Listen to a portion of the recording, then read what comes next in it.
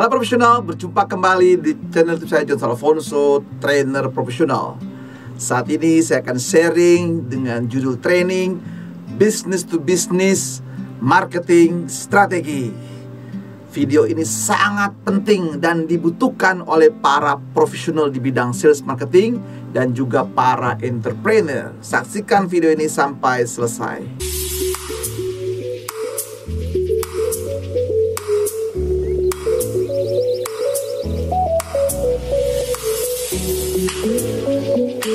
Sahabat profesional dan juga sahabat para entrepreneur, topik tentang business to business marketing strategi ini sangat diperlukan dan penting bagi kita profesional di bidang marketing atau sebagai seorang entrepreneur. Nah, mengapa sahabat sekalian? Karena kita harus punya berbagai strategi-strategi baru yang harus kita kembangkan. Nah, nanti di sini sahabat sekalian akan belajar sama-sama bagaimana Anda terus-menerus mengembangkan diri di dalam berbagai strategi marketing yang dibutuhkan setelah era baru dari apa? Dari masa pandemi ini. Karena kita sekarang para profesional di bidang marketing atau para entrepreneur lagi ditantang kehebatan kita masing-masing dalam menjalankan bisnis kita. Tinggal pilihannya adapt or die, beradaptasi atau mati. Dan yang mati itu hanya para profesional yang tidak bisa melihat, tidak bisa mengembangkan kompetensi diri, yang tidak bisa menemukan cara-cara baru, teknik-teknik baru di dalam bagaimana menjawab tantangan pasar. Mengapa teman-teman?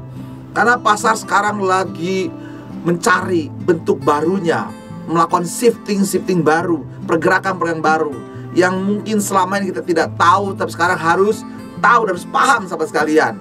Semua industri melakukan penyesuaian sendiri. Kenapa? Kalau dulu kita hanya berubah kalau beradaptasi dalam situasi karena persaingan. Kalau sekarang karena situasi karena perubahan apa? Perubahan yang namanya konteks lingkungan yang tadinya nyaman, sehat, sekarang tiba-tiba dihajar dengan yang namanya pandemi yang merubah semua tatanan kehidupan sahabat sekalian. Nah, ini membuat orang menjadi berpikir ulang, membuat hal-hal yang baru kembali. Nah, pilihannya tinggal adapt or die. Tapi Anda jangan khawatir kalau Anda sendiri sebagai profesional terus mengembangkan diri Anda.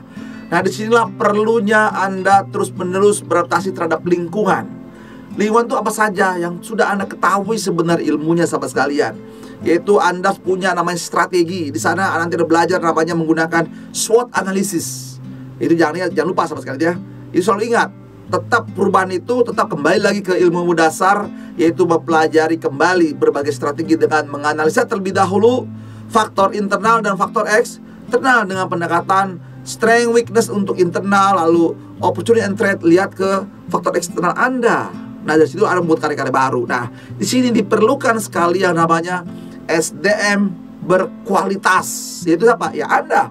Apa yang berkualitas? Yaitu yang dimana dengan sadar seseorang terus mengembangkan kompetensi baru, selalu baru, pengetahuan baru, keterampilan baru, dan juga attitude yang baru sahabat sekalian. Kalau Anda tidak bisa merubah hal-hal yang menjadi hal baru, ya sudah Anda menggunakan cara-cara yang lama, maka Anda akan secara singkat akan ditegur oleh yang namanya Albert Einstein.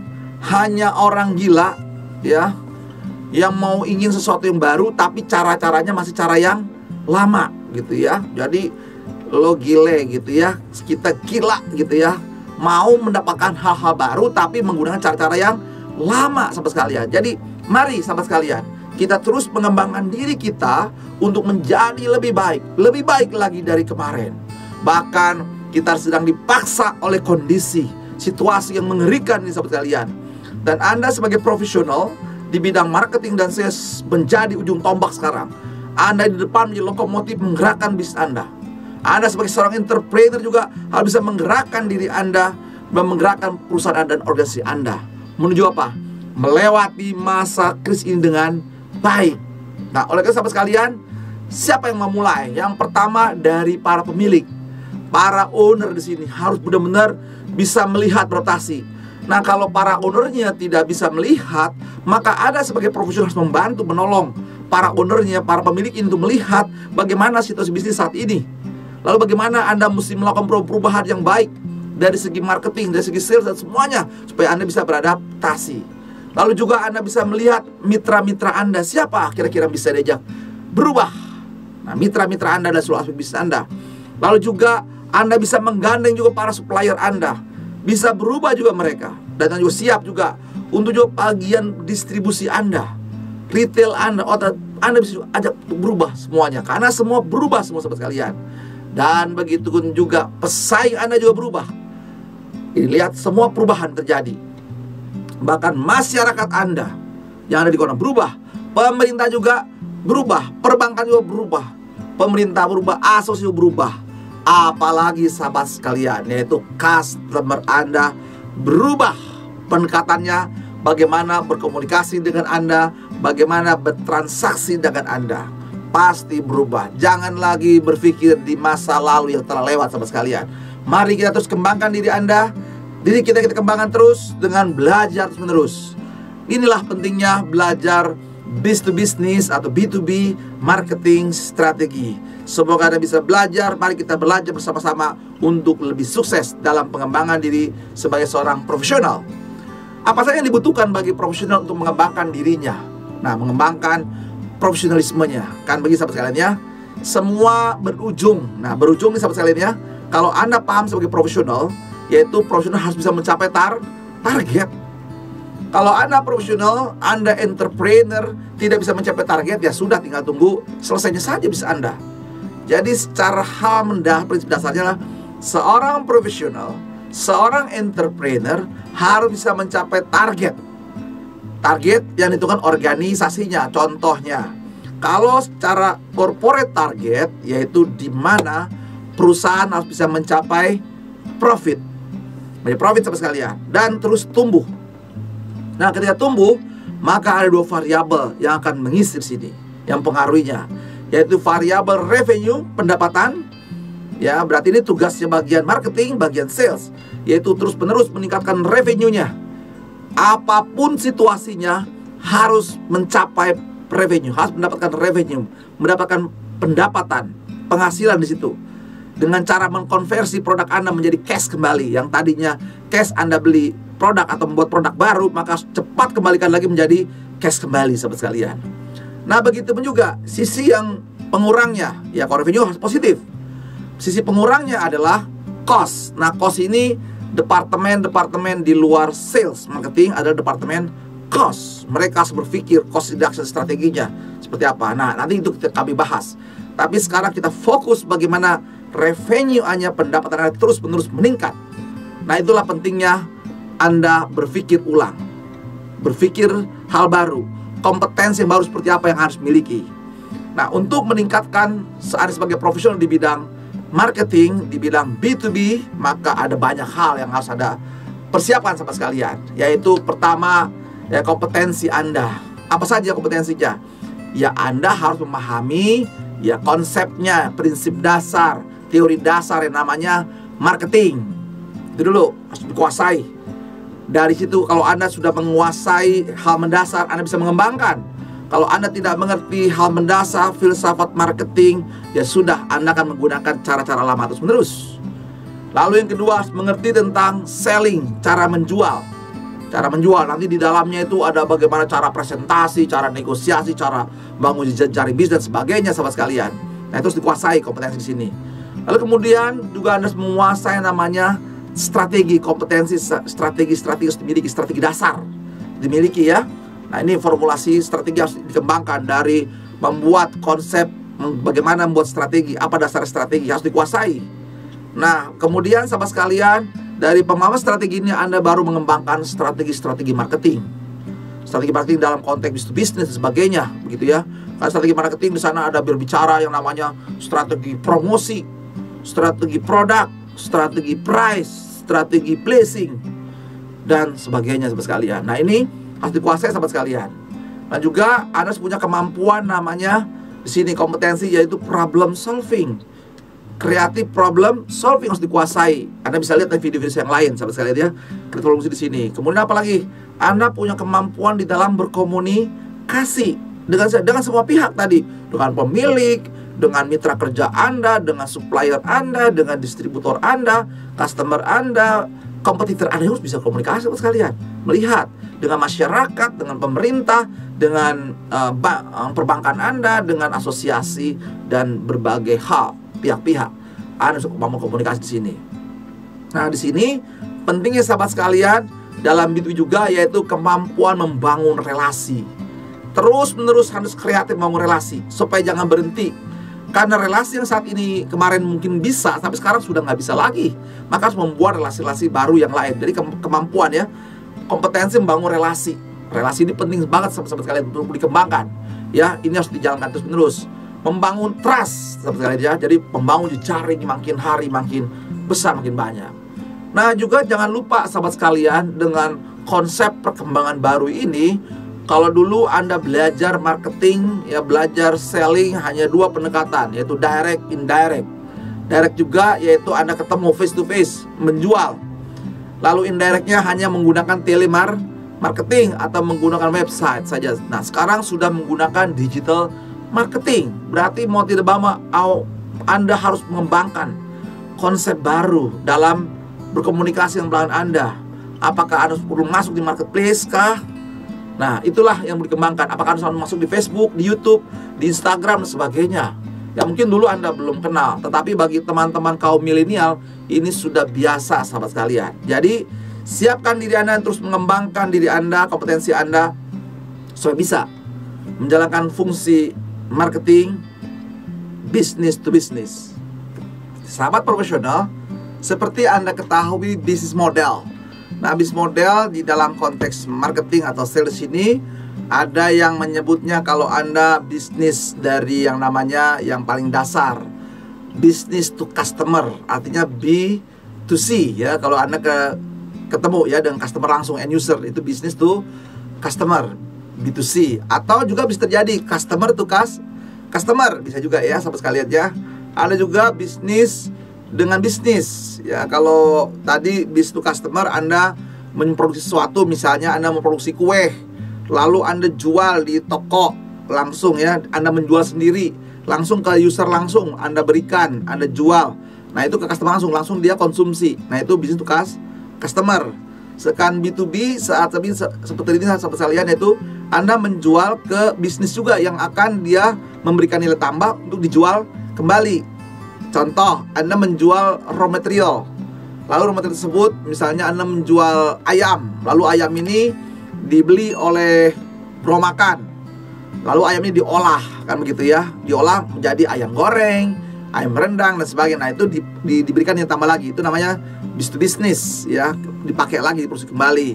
Ada juga yang business to government. Jadi Anda pebisnis menjual ke pemerintah gitu ya, business to government. Ada juga yang Anda main bisnis juga namanya G2G atau government to government, kayak pemerintah Indonesia dengan pemerintah Amerika, kerjasama bisnis dan seterusnya gitu, yaitu G2G-nya. Dan juga ada bisnis yang modelnya Anda bisnis to NGO, bisa kan, ke lembaga-lembaga non-profit. Nah, jadi banyak variasi bisnis Anda. Yang penting Anda sekarang paham. Jadi ada business to business, ada B2C, ada B2B. Jadi kalau B2B berarti Anda di sini adalah fokusnya adalah Anda berbisnis dengan pihak yang akan memberikan nilai tambah kembali. Jadi di sini bagaimana prosesnya? Jadi bagaimana Anda bertransaksi, berkomunikasi. Ya, perannya di sini nanti Anda bisa bisnis ke distributor. Kalau Anda sebagai produsen, Anda jual ke distributor atau ke wholesaler.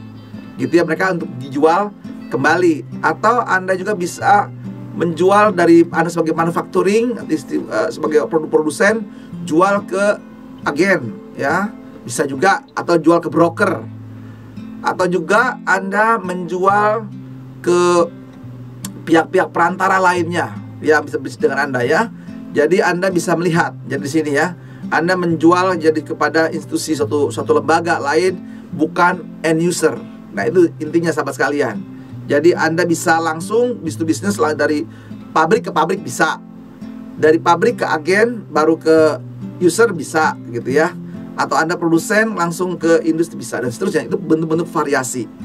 Nah, yang menjadi unik begini sahabat sekalian, apa nanti perbedaannya? antara B2B dengan B2C kan gitu ya. Kalau B2B, nah ini prosesnya panjang sahabat sekalian. Nanti kita belajar ya. Jadi secara definisi sederhana yaitu B2B business, product and service are produce service that are purchased by organization, not customer ya, end user ya. You know, to use them to generate after product resell or to other organization. Jadi intinya dia menjual ke suatu organisasi, sedangkan kalau B2C langsung ke end user, pemakai langsung. Nah sahabat sekalian, mungkin Anda perlu lebih lengkap, lebih jelas apa sih perbedaan B2B dengan B2C ya. Tadi saya akan jelas ya, kalau B2B Anda berbisnis dengan bisnis juga, dengan satu organisasi yang dia akan memberikan nilai tambah lalu dijual kepada customernya atau dideliver ke customernya. Kalau B2C langsung Anda jual kepada customer Anda. Nah jadi pasar yang B2C, kita lihat perbedaannya. Dari segi sales volume, kalau Anda bermain dengan ke B2C, maka tentu relatif lebih kecil dibandingkan dengan B2B. Jadi pasar yang business to business itu volumenya kecil ya. Kalau B2C, kalau B2B dia lebih volume lebih besar. Jadi partainya nggak beli partai eceran gitu ya. Kalau B2C bisa eceran satuan. Kalau ini mesti partai besar sama sekalian. Nah kemudian secara purchase volume ya, volume pembeliannya, tentu kalau B2C lebih kecil dia ya, lebih kecil dibandingkan ya, B2B itu pasti lebih besar. Lalu kemudian secara pembelinya, number of buyers-nya ya, pembelinya. Kalau B2C lebih banyak, ya lebih besar dia. Sedangkan kalau B2B lebih sedikit, lebih terbatas, lebih segmented. Nah lalu secara size of individual buyers-nya, nah ya bagaimana daya ya, pembelinya. Kalau B2C dia kecil ya, pembelinya jumlahnya ukurannya kecil-kecil saja ya, beli eceran. Sedangkan kalau B2B dia besar sekali sahabat sekalian. Nah kemudian dari segi location of buyers ya, kalau B2C diffuse dia, jadi bisa banyak dia, lokasi bisa banyak, seluas sekali. Sedangkan kalau B2B dia sangat concentrate kepada satu wilayah tertentu ya, fokus dia. Nah kemudian dari segi karakteristik, dari segi buyer seller relationship-nya, kalau B2C market di sini dia lebih impersonal ya, more impersonal dia ya.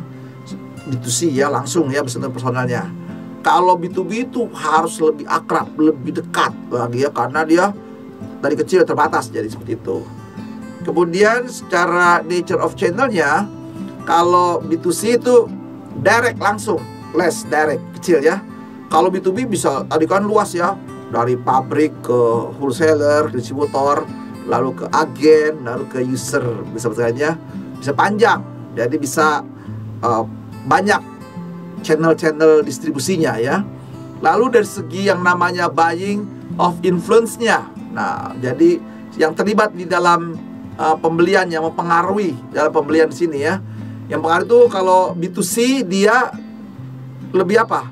Ya satu single, hanya orang langsung dia, influencernya hanya dirinya ya, kecil sekali.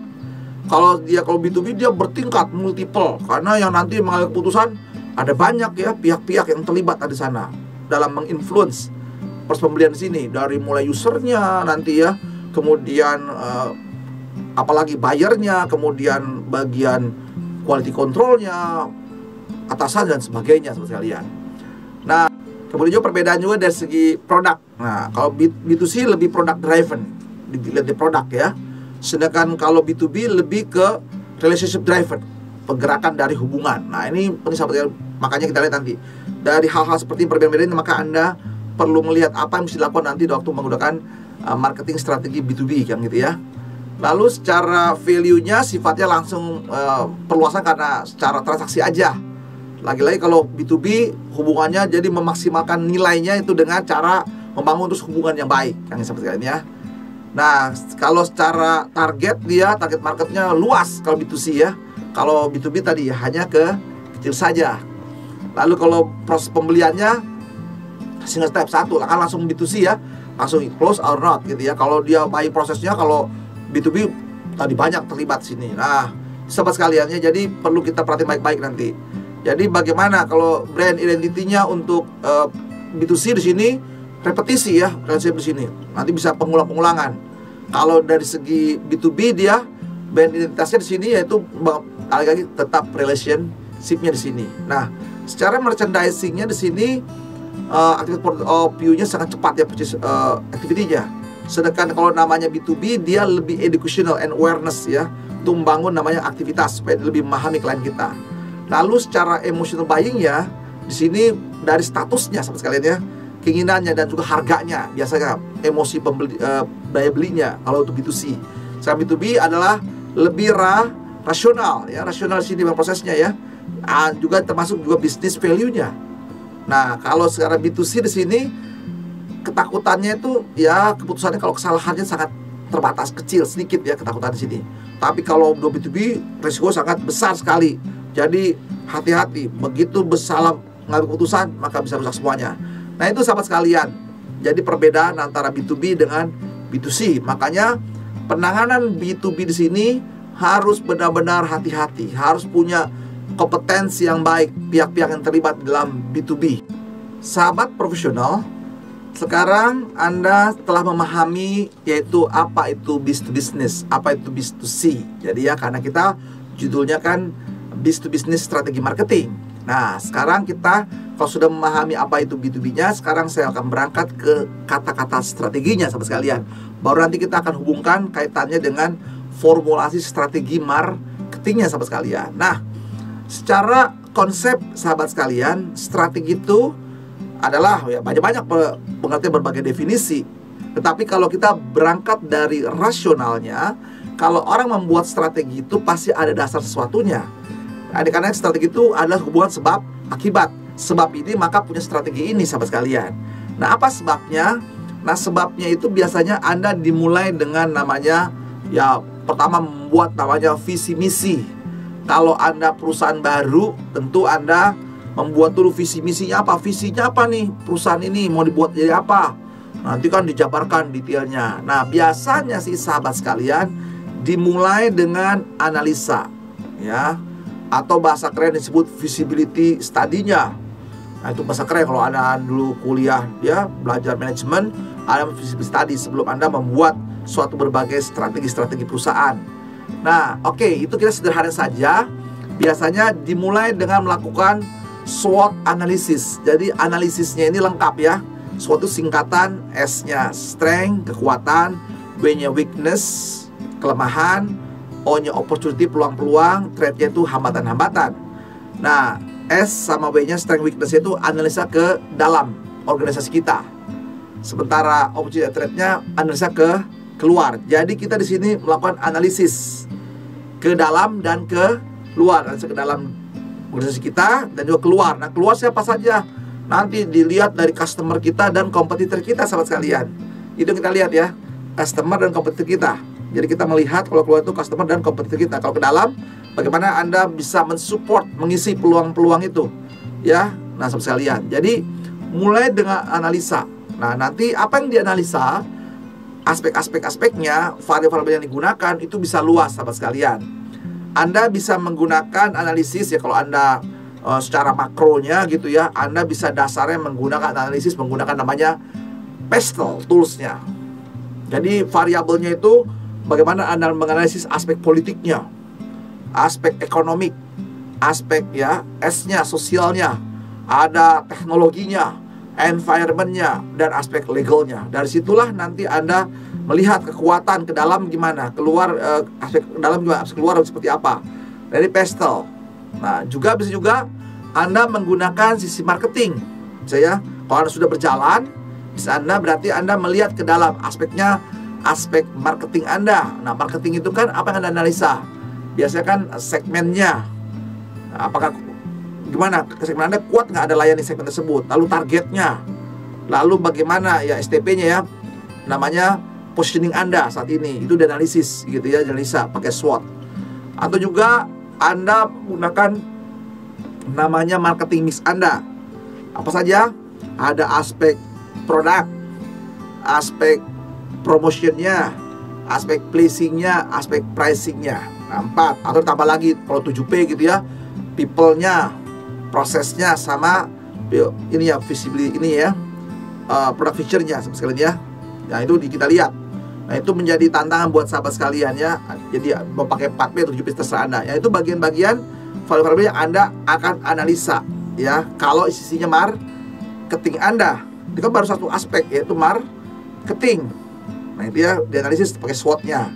Kalau Anda mau perluas lagi, gimana aspek operation-nya? Karena akan mensupport kira-kira produk Anda. Karena bicara produk pasti kaitannya dengan operation, yaitu bagaimana produk development-nya, kekuatannya, kelemahannya.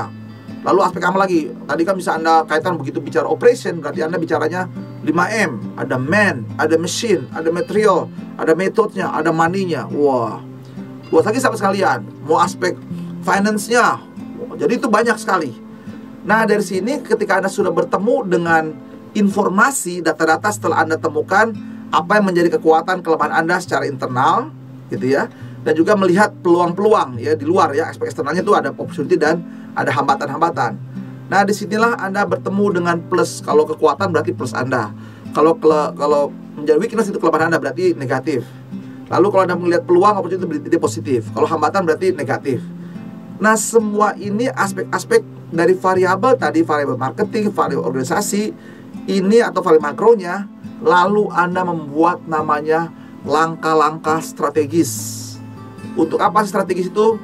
Bagaimana perusahaan bisa mencapai profit setinggi mungkin dengan cara mendatangkan revenue setinggi mungkin, lalu cost serendah mungkin. Nah, disitulah ujungnya pertama ya. Nah, disitulah Anda membuat namanya formulasi strategi. Jadi menjawab kekuatan berarti diapain? Diimprove. Kalau kelemahan, cari solusinya. Kalau peluang, bagaimana mengisi peluang-peluang ini?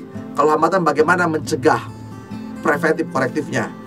Nah, di sini semua yang namanya formulasi adalah memberi jawaban atas temuan-temuan, atas hipotesis, data-data yang diperoleh. Nah, jadi sederhananya apa itu strategi sahabat sekalian? Jadi strategi memang ada banyak teori, ya ada banyak konsep. Tapi dari logika tersebut, maka strategi adalah suatu solusi atau problem solving atas temuan-temuan. Jadi nggak tiba-tiba di langit, jadi dasarnya sahabat sekalian. Jadi kalau ada tanya apa strateginya, nggak boleh asal ngomong sahabat sekalian. Ada data-datanya, ada historicalnya, ada hasil analisis sebelumnya harus Anda lakukan. Nah, contoh kasus seperti ini sekarang. Ada wabah, ada pandemi. Nah, Anda kan bisa melihat apa dampaknya kepada produk Anda. Apa dampaknya terhadap promosi Anda. Apa dampak terhadap placing strategi Anda. Apa dampak dari segi pricing Anda. Lalu dari segi lingkungan apa saja. Wow, itu banyak sahabat sekalian ya. Jadi itulah dasar kita. Jadi sahabat sekalian, Anda menjadi profesional di bidang strategi marketing dalam konteks B2B, kuasai ilmu dasar, maka Anda bisa lebih kreatif, bisa menemukan. Nah, yang repot kalau Anda jadi-jadian, tiba-tiba jadi manajer, jadi direktur marketing tanpa Anda memahami ilmu dasar. Karena kan marketing dianggap gampang gitu ya, kecuali Anda dulu kuliah di marketing atau belajar khusus. Jadi pelajari dengan baik konsep dasarnya, baru Anda mengembangkan hal baru. Nah, walaupun juga Anda tidak salah dalam istilah konsep atau teorinya sahabat sekalian. Nah, jadi begitu Anda membuat hasil data, Anda membuat suatu formulasi. Jadi formulanya jelas ya. Formulasi ini jelas ya. Jadi itu suatu solusi. Jadi strategi itu suatu solusi. Jadi membuat formulasi, membuat jawaban.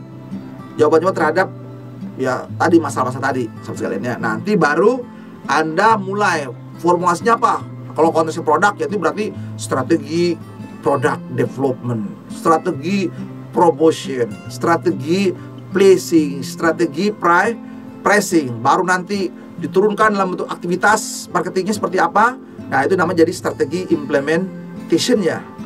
Nah, kan sudah dibuat berbagai hal-hal standar, baru nanti dikontrol. Gimana pencapaiannya? Karena begitu bicara strategi, sahabat sekalian kan itu belum, kalau hal-hal baru, itu baru sifatnya hipotesis kan ya, belum kenyataan. Kecuali strategi itu sudah teruji. Kalau sudah masih sifat hipotesis, baru kreativitas, baru kita kontrol, kita uji. Oh ya, bagus strategi ini. Nah, itu berarti nanti berikutnya kita standarisasi sahabat sekalian. Nah, itulah proses namanya strategi. Itu secara gambaran besar proses namanya strategi, jadi konsep strategi. Lalu level strategi seperti apa? Nah, nanti ada level strategi, level yang namanya tingkatan corporate. Ya, nah itu corporate berasa gampang sampai ujung-ujungnya gitu ya. Profit sama revenue dikurangi cost, itu level corporate, strategi secara perusahaan. Nah, di bawah corporate biasanya kan ada berbagai produk, macam-macam produknya. Nah, ini bisa juga atau berbagai macam anak-anak perusahaan.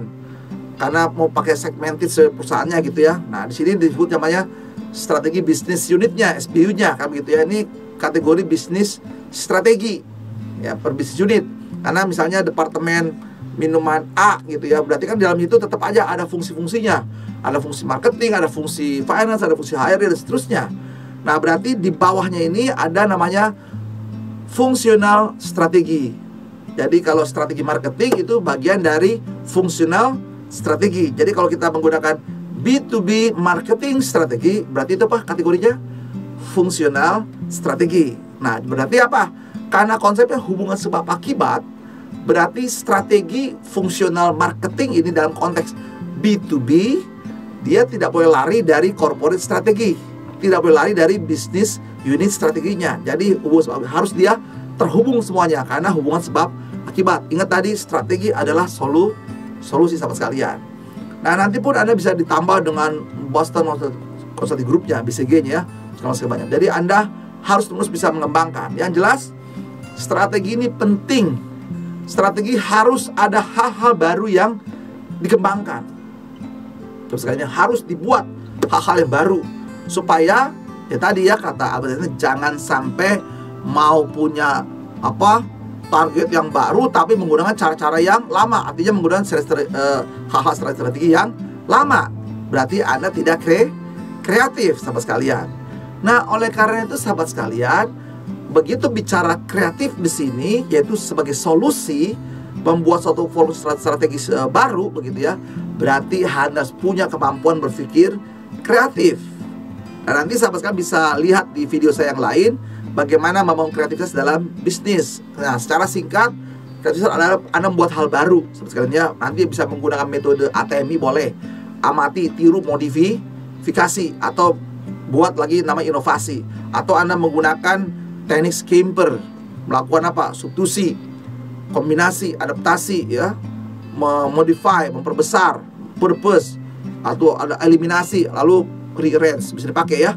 Nah, itu dikuasai sahabat sekalian. Nah, disitulah muncul berbagai kreativitas ada dalam marketing. Nah, saat ini kita akan fokus yaitu strategi untuk business sahabat sekalian.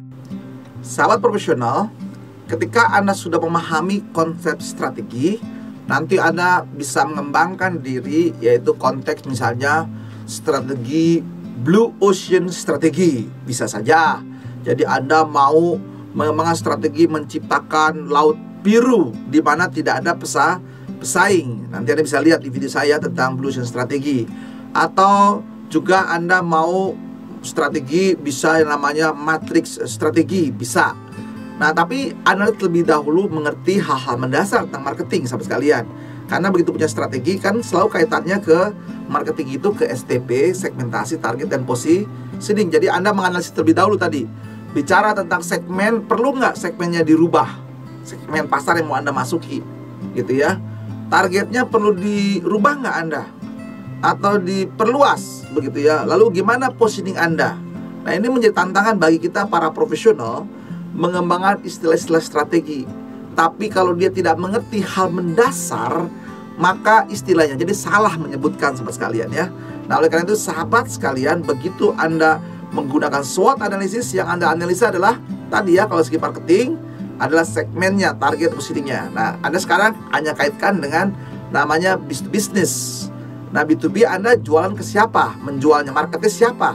Segmennya siapa nih? Oh, industri. Segmen jelas, industri kan luas sahabat sekalian ya.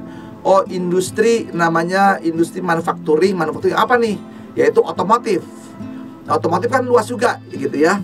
Oh ya, saya target marketnya adalah misalnya otomotif untuk otomotif Japan manufacturing, jelas ya. Oh iya, Japan itu kan luas juga. Ada Yamaha, ada Honda, ada Suzuki, ada Toyota. Nah, Anda mau masuk target yang mana? Nah, itu jadi jelas sahabat sekalian ya. Lalu kemudian memposisikan. Jadi nanti mengambil berbagai strategi gitu ya. Apakah tetap Anda hanya bermain di market ya, di segmen mobil Jepang, Atau Anda segmennya Anda memperluas segmennya ke mobil-mobil Cina, ya, ada Wuling dan sebagainya gitu ya, atau mobil Korea. Nah, itu misal segmennya mau diperluas gitu ya. Atau bisa juga targetnya Anda mau dalam gitu ya, fokus kemana? Oh ya, saya untuk industri Jepang gitu ya, Jepang otomotifnya, tapi fokusnya ke Toyota begitu ya. Ya sudah, Toyota produknya luas sama sekali. Nah, itu bicara. Nah, itu yang dimana. Lalu bicara kemudian tahap berikutnya adalah strategi namanya positioning. Anda mau menunjukkan company Anda nih kelas apa nih? Kelas low, kelas menengah, medium, atau kelas high, kelas atas gitu ya. Berarti nanti dengan produk Anda setelah Anda analisis, Anda kira-kira mau bangun di mana, bermainnya di kelas yang mana sahabat sekalian. Nah, inilah bentuk-bentuk strategi-strategi yang Anda akan masuki gitu ya, strategi-strategi. Nah, jadi jelas ya, strategi itu solusi, dan itu solusi terhadap hal-hal itu dasarnya. Nah, nanti baru masuk. Begitu sudah jelas segmennya, bagaimana Anda menghadapi segmen ini, apakah Anda memperluas segmennya atau memperkecil segmen Anda. Targetnya mau Anda perluas atau Anda mau perkecil. Sederhana seperti itu, sekalian ya. Baru nanti positioningnya Anda mau bermain di posisi low, medium, atau high, itu perubahan terjadi. Ingat ya, selalu dasarnya dari hasil SWOT analisis, menggunakan data yang valid. Kalaupun nggak punya data valid, berarti Anda menggunakan data-data asumsi, berarti sifatnya hipotesis sahabat sekalian. Nah, ketika sudah jelas segmennya, targetnya, nah baru Anda bermain dengan namanya target jelas ya. Dari sini apa saja, berarti Anda mulai jelas ya kalau punya target. Lalu Anda menggunakan namanya marketing mix Anda, strategi marketing mix, strategi produk, strategi price, strategi placing, strategi itu promotionnya. Nah, itu ya sudah jelas ya. Jadi bahasa-bahasa produk, strategi, nah itu bisa dikembangkan lebih luas sahabat sekalian.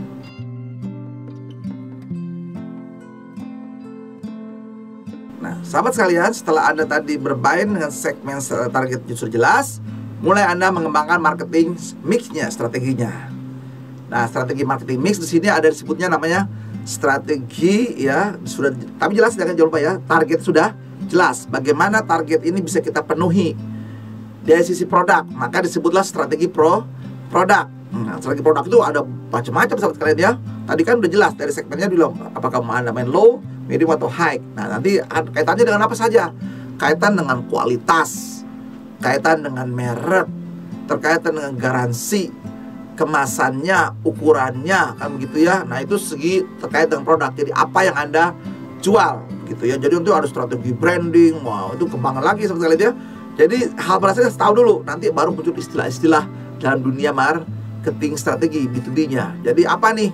Kalau Anda sudah main bisnis, gimana produknya, gimana kemasannya, apakah generik atau dia khusus. Nah, makanya kalau packaging apa perlu variasi segala macam ya. Nah, kita lihat sama sekalian ya. Nah, itu bicara dengan itu namanya apa yang Anda jual produknya. Baru bicara tentang placingnya, penyebarannya. Jadi ada strategi placing, apakah saya jual secara online atau offline. Bagaimana sebarannya? Kalau offline berarti tergantung kantor cabang Anda dan juga kantor Anda. Kedekatannya seperti apa? Kalau Anda menjual secara online, berarti Anda placingnya di seluruh dunia sama sekalian ya, di mana bisa menemui produk Anda. Tapi ingat ya, Anda kan fokus ke business to business. Kekuatannya di mana tadi? Personal sama sekalian. Jadi gimana ketersediaan ya produk Anda? Jadi placing ya, barangnya cepat nggak? Berapa kecepatan merespon permintaan customer ya? Gimana transportasinya? Gimana stok Anda, stoknya? Nah, ini segi placing strateginya. Baru nanti Anda bermain dengan strategi yang namanya promosi Anda. Nah, dari segi apanya? Advertising, yang perlu nggak advertising? Nah, ingat tadi kalau business to business, maka kekuatannya adalah di personalnya, personal sellingnya sama sekalian, sellingnya kuat. Tapi kalau Anda bermain customer good, ya karena kekuatan dari promosi mau above the line itu sangat kuat. Tapi kalau sudah business to business sahabat sekalian, kekuatan di personal selling, kecuali Anda tadi memperluas dari business to business, Anda mau memperluas segmennya ke business to customer, main juga secara end user tapi dengan brand yang berbeda misalnya sahabat sekalian ya, silakan saja. Tapi kalau sudah bicara B2B, berarti Anda fokus di personal sellingnya. Nah di sini tinggal tergantung sama sekali ya, tergantung berapa, karena apa ya, customer Anda kan hanya terbatas kecil biasanya, tapi volumenya besar sama sekalian. Nah di situ bicara promosi, ada bicara iklan, promosi, kemudian program-program promosi dan sebagainya, dan juga human relationnya gitu sama sekalian ya. Terus dilihat, jadi strategi performance seperti itu. Jadi sekarang mulai paham ya, gampang kan sekalian ya, tinggal istilah-istilah digunakan. Yang penting sahabat sekalian, jangan sampai salah menggunakan berbagai istilah-istilah dalam marketing. Nah, baru strategi pricing, strategi. Anda mau price war, boleh kan? Tetapi yang ngapain price war kalau ternyata Anda yang memonopoli, nggak ada lawan. Nah, makanya tahu kan market Anda kan, target market Anda nih, pasarnya seperti apa nih? Apakah perfect competition, jadi banyak pesaing Anda, atau hanya oligopoli, berarti hanya 3-5 perusahaan, atau Anda hanya duopoli, hanya 2 pemainnya di industri tersebut, nah, atau Anda monopoli. Nah disinilah Anda melihat dari market Anda, bisa melihat struktur pasar Anda ya. Anda bisa mengubah berbagai strategi. Jangan Anda ternyata hanya pemainnya berdua gitu ya, tapi Anda wah pakai strategi harganya ya udah langsung nih itu aja, lobby kita atur harga. Nah ini terjadi namanya ya kayak kartel gitu sebenarnya. Nah terserah ya, tapi ada hati-hati dengan lembaga yang anti monopoli sahabat sekalian ya. Nah jadi price strategi dikembangkan. Nah price strategi seperti apa nih? Tapi lihat dulu pasarnya, cara pembayaran, harganya, program diskonnya dan sebagainya. Nah itulah sahabat sekalian terkait dengan berbagai strategi marketing. Itu paling dasar 4. Nah kalau mau ditambah nanti strategi people-nya boleh ya, orangnya seperti apa nih ya yang bisa dilibatkan di sini, dari penampilannya, pengetahuannya. Jadi kan harus jelaskan ya, kalau Anda produknya sangat ya berkaitan dengan mesin, Anda menjual mesin begitu ya dan mahal, ya tentu salesnya di sini yang backgroundnya latar belakang engineer juga, supaya dia tinggal dilengkapi ilmu-ilmu marketing sahabat sekalian. Lalu penampilannya, cara komunikasi dan sebagainya. Lalu bicara 4 yang lain, bicara prosesnya, kecepatan meresponnya ya sahabat sekalian ya. Lalu juga ada namanya physical evidence, yang penampilan dan seterusnya.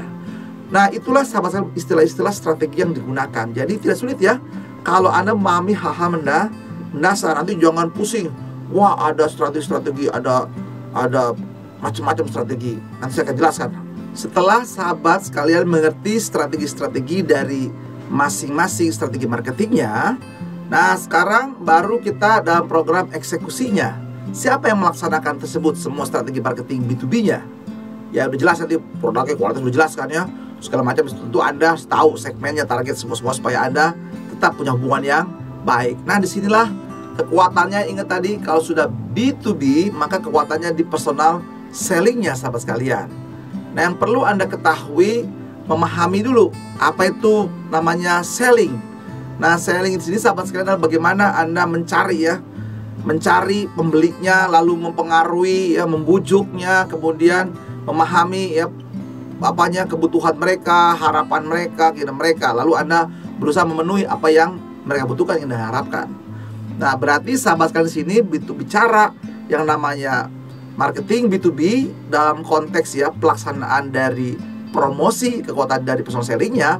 Berarti setiap profesional yang terlibat dalam marketing B2B harus punya persyaratannya. Yaitu apa saja tadi? Ya punya memang kompetensi di bidangnya, mengerti produknya dulu ya, karena produk itu nggak biasa, kalau B2B itu nggak sembarangan, pasti bermainnya besar sahabat sekalian ya. Dan sinilah kekuatan namanya product knowledge, harus dikuasai sahabat sekalian. Itu menjadi mutlak sahabat sekalian, harus hafal dia, bisa menjelaskan. Makanya kalau dia menjual produk mesin-mesin gitu ya, nah itu para engineer sih sahabat sekalian ya. Supaya apa? Supaya dia pede menjelaskannya. Lalu di sini apa? Punya kompetensi mengenali siapa lawan, karena sudah bersentuhan dengan langsung pada pembelinya. Karena nanti kan pembelinya di dalam B2B itu luas sahabat sekalian ya. Ada usernya, baru ada buyernya, bagian purchasingnya atau procurementnya, ada bagian gatekeepernya, quality controlnya, ada bagian pengujiannya, bagian engineeringnya. Nah ada manajernya, ada direkturnya, ada ownernya. Nah itu luas banget yang Anda harus bangun hubungan semuanya. Jadi di sini akhirnya sahabat sekalian, bagi kita para profesional di bidang marketing B2B, harus dia menguasai ilmu pengenalan kepribadian dari target customer Anda. Nah, biasanya kita menggunakan misalnya pakai pengenalan dengan menggunakan metode DSC, melihat profil orang customer Anda ini dari dominan, influence, complement, atau steadiness. Atau bisa juga menggunakan NLP model, pakai ngelihat tipe visual, auditory, atau kinestetiknya, pemetaannya di sahabat sekalian, mengenai hobinya. Itu penting banget, karena nanti bicara B2C sama B2B berbeda. B2B itu proses yang panjang nanti dalam membangun hubungannya dan membangun nanti negosiasi juga sahabat sekalian, ya, proses panjang. Jadi kenali, kata Sun Tzu, sebelum Anda perang, kenali dirimu, kenali orang lain atau customer Anda di sini. Lalu kenali lingkungan. Tanpa pengenalan, maka Anda B2B-nya sabar. Kenapa? Kekuatannya ada relationship di sahabat sekalian. Jadi kunci yang utama sebagai pemain gitu ya, sebagai profesional di bidang marketing B2B adalah kecepatan mengenali, kedua kecepatan bangun hubungan, kecepatan dipercaya, baru kecepatan jualan. Nah, oleh karena itu di dalam membangun hubungan sahabat sekalian, kalau sudah mengenali, berarti tablik itu Anda punya kemampuan komunikasi, kemampuan membangun hubungan, kemampuan membangun kepercayaan sahabat sekalian di sini supaya lebih cepat. Karena begini sahabat sekalian, karena B2B ini karena masa kepercayaan sangat tinggi sahabat sekalian dalam konteks relasinya, maka Anda bertahap. Makanya lebih lama dalam B2C. Kalau B2C Anda jualan suatu produk, langsung ketahuan dia beli atau tidak sahabat sekalian. Nah, kalau B2B perlu waktu. Pertama itu sulit adalah membangun hubungan, bangun kepercayaan. Berarti apa? Anda itu tadi kan banyak ya, dari user, dari buyernya gitu ya, bagian gatekeepernya nih, quality controlnya, ya, bagian budgetingnya, bagian finance-nya, bagian GM-nya sampai direkturnya.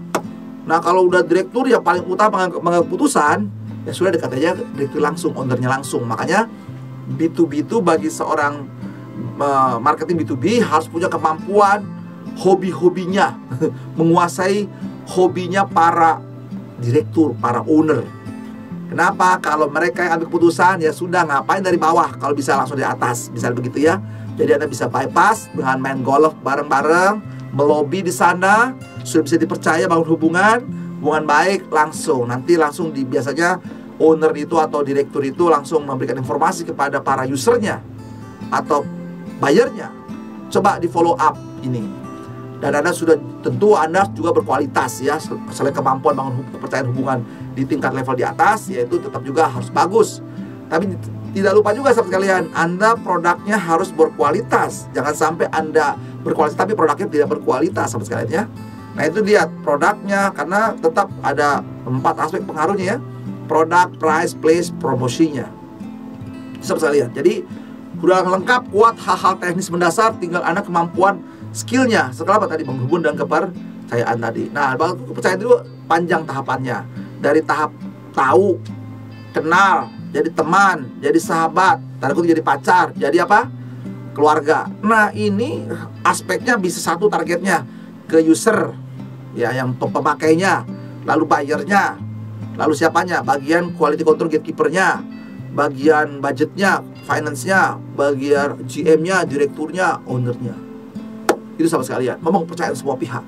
Makanya multiple relation di sini ya, banyak sahabat sekalian, dan itu harus dibangun semuanya. Karena satu saja bagian mereka tidak setuju bisa rusak sahabat sekalian, hati-hati. Nah, jadi Anda harus tahu siapa key person yang dipercaya oleh ownernya sahabat sekalian. Nah, itu tahu ya, langsung ya. Nah, jadi benar-benar Anda harus menguasai di sini. Makanya nggak ada kata kompromi waktu Anda presentasi, diskusi, dialog harus bagus.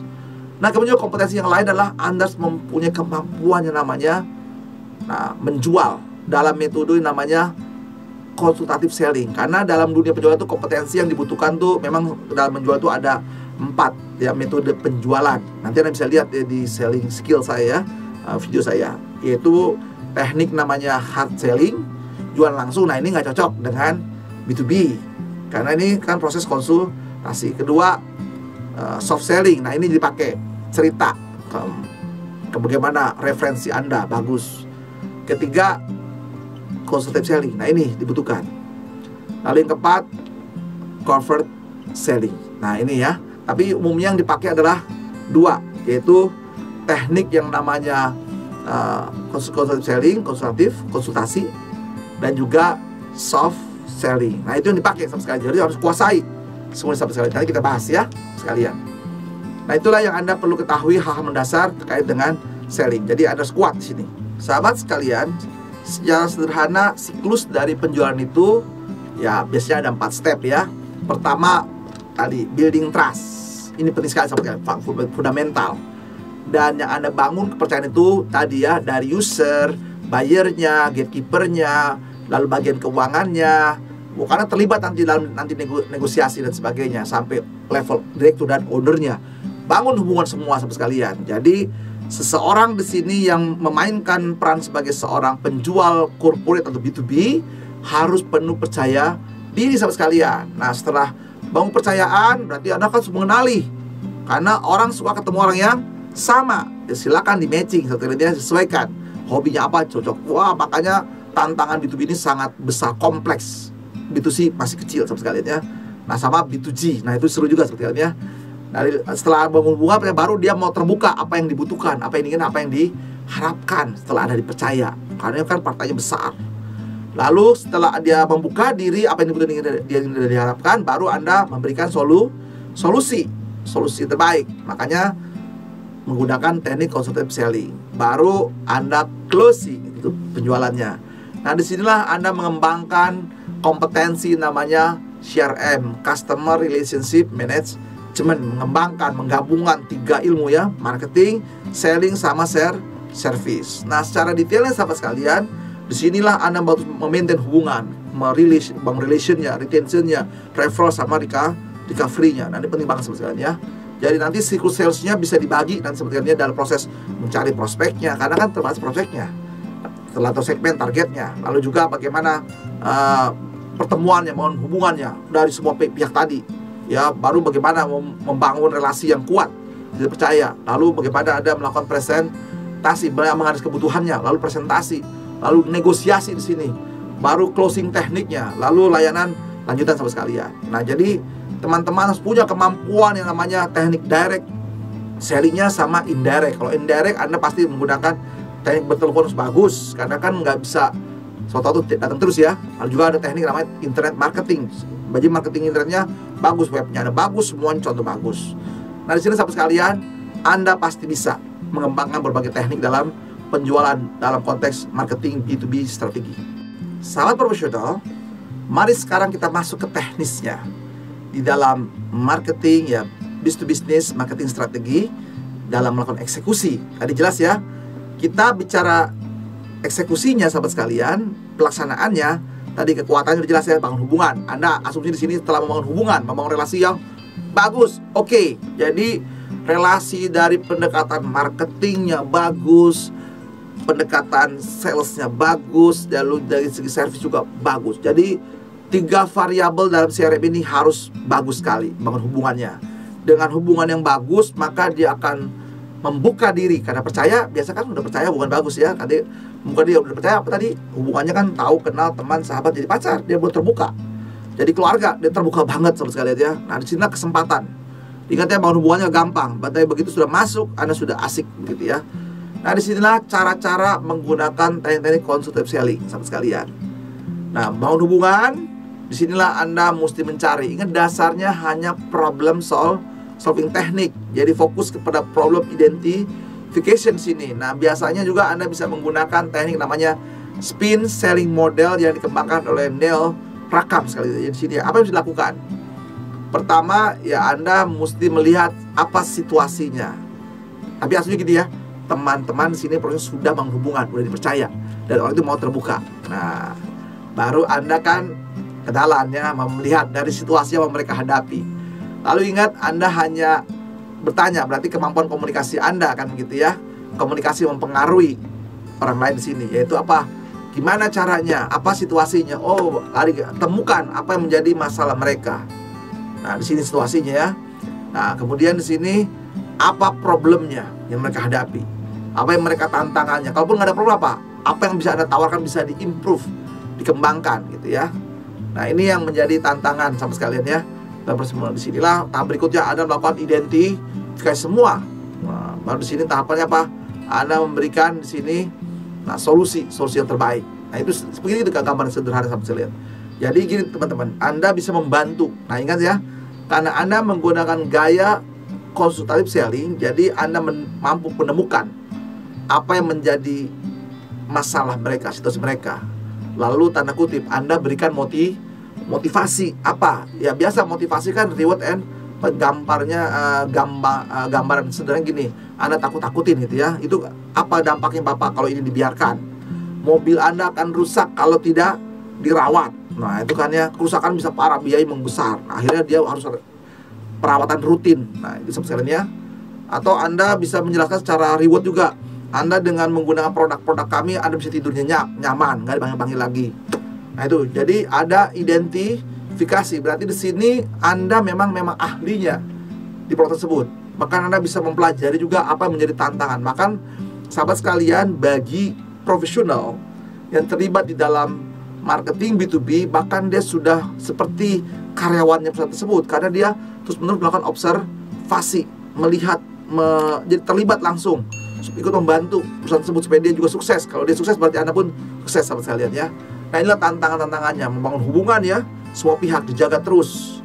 Nah, itu setelah ketemu apa yang menjadi masalah mereka, lalu Anda berikan solusi. Nah, disinilah solusinya Anda tentukan ada melibatkan 4P, product, price, place, promotion. Nah, di sini begitu bicara price strategi, berarti Anda perlu negosiasi sahabat sekalian. Nah, di sinilah serunya negosiasi dalam proses B2B, karena yang terlibat sangat banyak orang, banyak pihak sahabat sekalian ya, lain dengan B2C. Nah, kalau sudah oke, misalnya closing, Anda bisa menjual sahabat sekalian. Nah, Anda harus membangun namanya retention, hubungan, mempertahankan hubungan. Seperti apa gitu ya.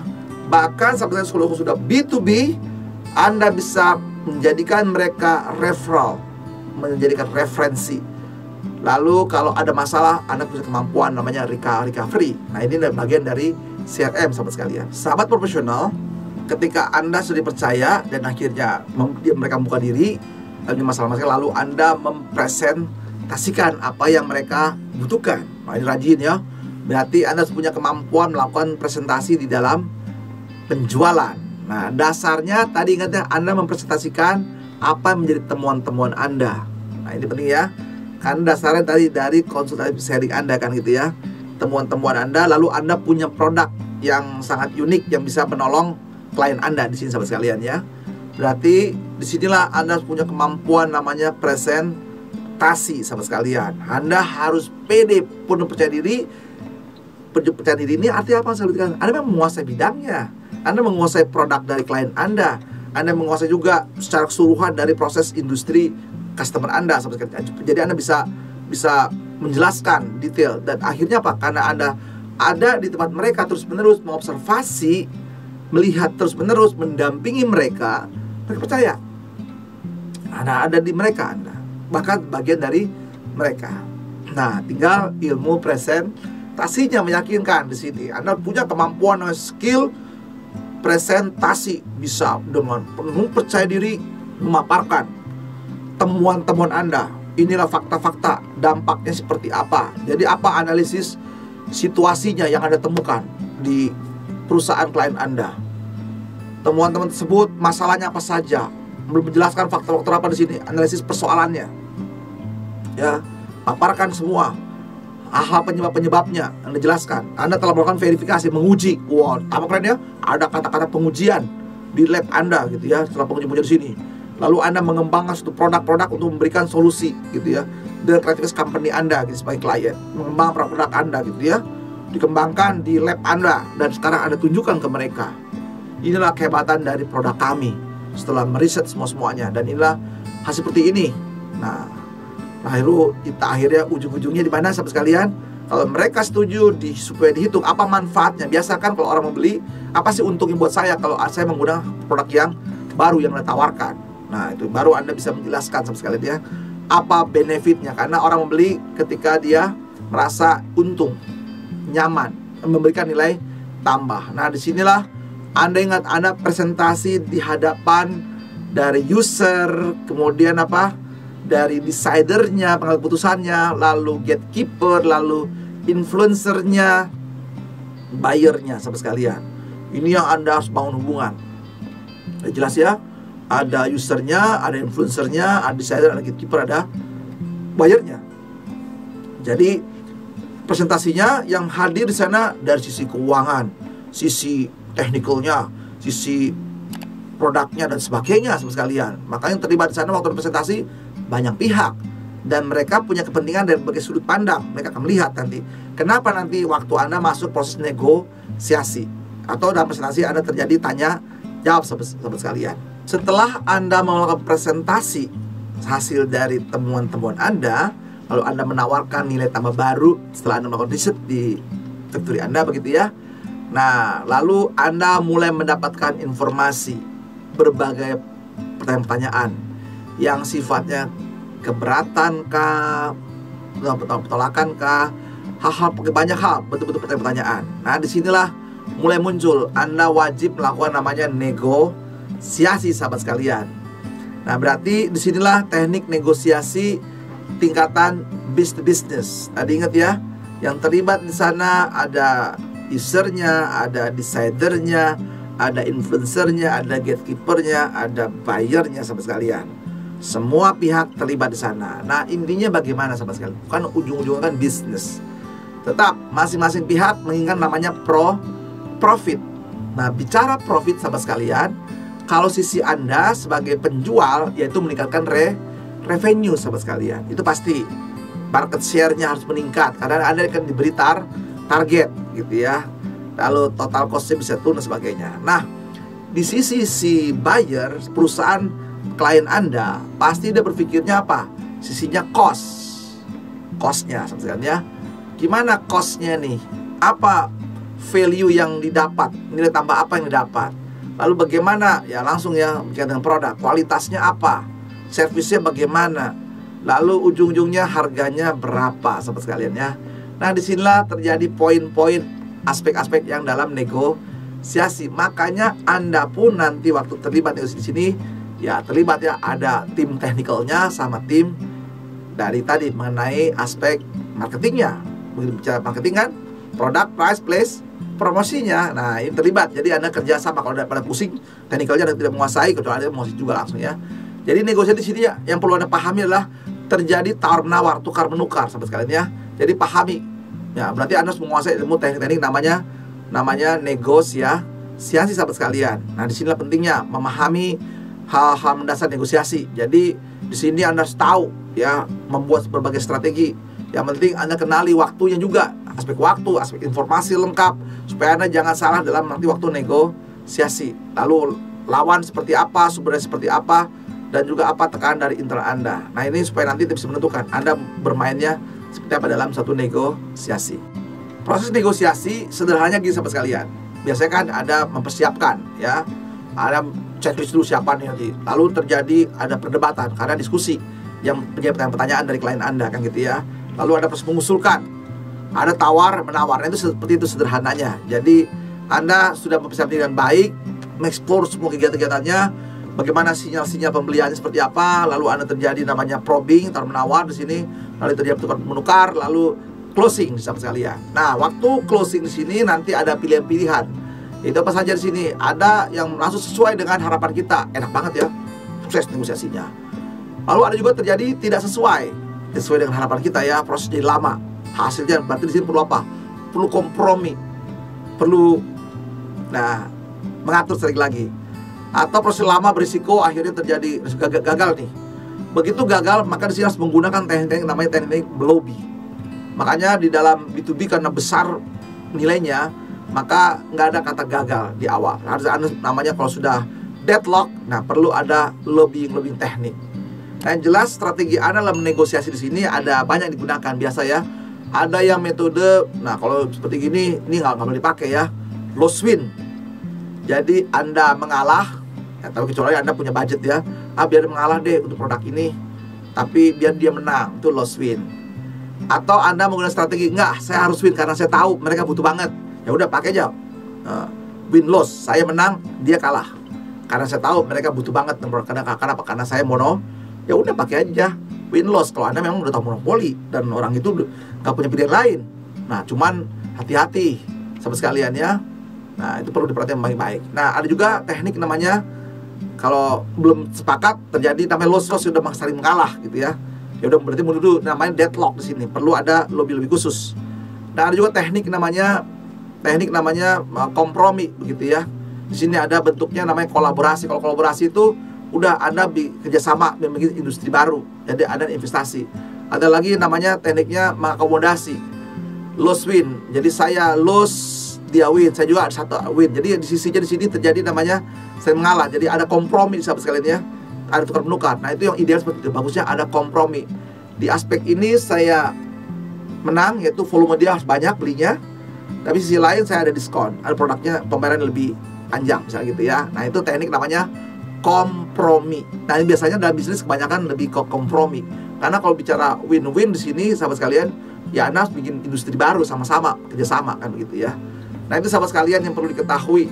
Jadi dalam strategi nanti negosiasinya Anda jelas ya, hal mendasar, semua pingin profit.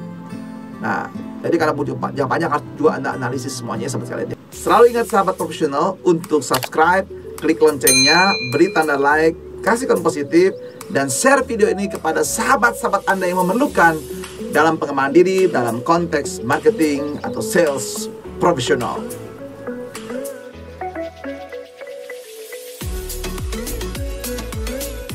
Saat profesional, ketika Anda menghadapi deadlock, kebuntuan, nah ingat sahabat sekalian ya, kita mesti identifikasi kenapa saya buntu. Karena kan yang terlibat dalam negosiasi kan ada banyak ya. Ada usernya, ada gatekeepernya, ada influencernya, ya, ada buyernya, ada decision makernya. Di mana nih letaknya nih, kita identifikasi. Kalau usernya berarti Anda benar-benar harus mempelajari. Biasanya sih kita user lewat. Jadi Anda sudah yakin banget setelah tes trial udah cocok begitu ya. Nah, influencernya apalagi itu yang membantu kita, memberikan referensi, penguatan kita ya. Nah, biasanya itu ada si gatekeeper sama si buyer menyangkut budget. Nah ini teman-teman sekalian, Anda kan tadi levelnya ada level atas. Nah, disinilah perlu menyamakan dulu common ground. Apa sih menjadi masalah mereka? Lalu kita coba samakan persepsi kita, si penjual. Apa perbedaan? Nah, disinilah namanya negosiasi, pertemukan lagi. Tapi suasananya informal. Apa itu informal sahabat sekalian? Di sini sahabat sekalian begitu bicara lobbying, berarti pilihannya teman-teman tempatnya pertama bukan di kantor mereka. Ya, karena efektivitasnya seperti lapang golf. Sebenarnya itu kekuatannya 70%. Atau di lobby, yaitu di sambil makan, lunch, dinner kan begitu ya. Atau karaoke, pokoknya sifat entertain. Nah, baru yang 5%-nya di kantor, itu hanya kecil sahabat sekalian. Nah, ini melobi. Supaya apa? Kita menemukan common ground kita, bisa menyesuaikan. Karena kan kalau ketemu formal itu lebih keras, bisa ribut sahabat sekalian. Tapi ini enggak. Lihat kesamaannya, jangan panik, tetap sesuaikan. Anda bisa menggunakan jalur yang di atas kembali. Kalau Anda sudah penghubungan bagus di atasnya, tinggal sampaikan tantangan seperti ini bagaimana. Nah, kalau sudah ketemu atasan langsung, topnya gitu ya, bisa lebih cair sahabat sekalian. Nah, kalau teknik kan ada kuasai, jangan lupa ya. Ada kuasai di atas, topnya, ada kuasai di bawah. Jadi supaya tadi ketemu pelan-pelan di titik tertentu dan titik paling ideal sahabat sekalian. Nah, itu pasti Anda bisa. Analisa semuanya, cari solusi yang baik, semua ketemu. Yang jelas, semua pihak ingin mendapatkan nilai tambah. Itu saya sahabat sekalian ya. Jadi nggak ada kata gagal bagi seorang penjual B2B. Tetap bangun hubungan, nggak boleh gampang menyerah, harus kuat sahabat sekalian, dan lebih jauh lebih sukses sahabat sekalian. Sahabat profesional, setelah Anda melakukan negosiasi B2B, business to business, ingat ya, itu ada banyak pihak terlibat sana. Jadi Anda bisa melakukan identifikasi dengan baik seperti itu ya. Jadi jangan frustrasi karena memang terlibat banyak sekali dan butuh waktu panjang sahabat sekalian ya. Dari trial sampai ya tadi kebutuhan sampai mencoba, lalu membangun hubungan dan seterusnya. Nah, ketika Anda sudah negosiasi akhirnya melobi dapat closing sahabat sekalian, maka Anda bisa melakukan namanya sellingnya, bisa selling up, bisa cross selling. Jangan sia-siakan begitu terjadi closing. Anda bisa menaikkan volume mereka untuk pembeliannya, atau Anda menawarkan produk-produk yang lain karena Anda sudah ketahuan Anda hebat, berkualitas, Anda peduli dengan klien Anda. Lalu Anda melakukan namanya cross selling. Tawarkan, jangan berhenti di situ. Ya, sudah yakin beli, closing. Nah, jangan lupa setelah Anda berhasil, ingat Langkah berikutnya, mereka kalau sudah B2B, maka ada namanya Key Account Management.